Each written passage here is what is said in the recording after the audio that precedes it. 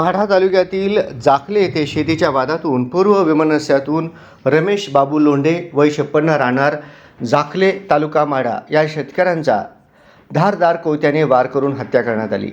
ही घटना गुरुवारी सकाळी 10 वाजण्याच्या सुमारास जाखले ते रोपळे रस्त्यावरील सुभाष मारुती पवार यांच्या शेताजवळ घडली।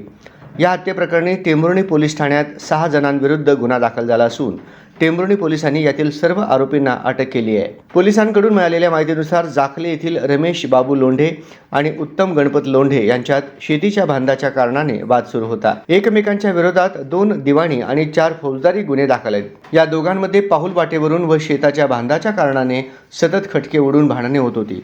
या गुन्ह्यातील आरोपींनी शेतीच्या तसेच जागेच्या कारणावरून रमेश लोंढे यांना जीवे ठार मारण्याचा निर्धार केला।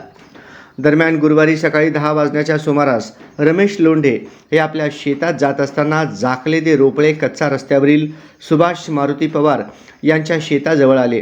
त्यानंतर तेथेच आरोपी रामचंद्र उत्तम लोंढे, ओंकार रामचंद्र लोंढे व अविनाश रामचंद्र लोंढे यांनी धारदार कोयत्याने रमेश लोंढे यांच्यावर हल्ला केला।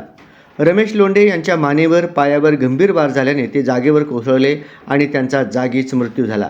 घटनेची माहिती मिळताच टेंभुर्णी पोलीस ठाण्याचे वरिष्ठ पोलीस निरीक्षक नारायण पवार यांच्या सहकाऱ्यांसह तातडीने घटनास्थळी दाखल झाले। त्यानंतर मयत रमेश लोंढे यांचा मृतदेह टेंभुर्णीतील प्राथमिक आरोग्य केंद्रात शवविच्छेदनासाठी पाठवण्यात आला।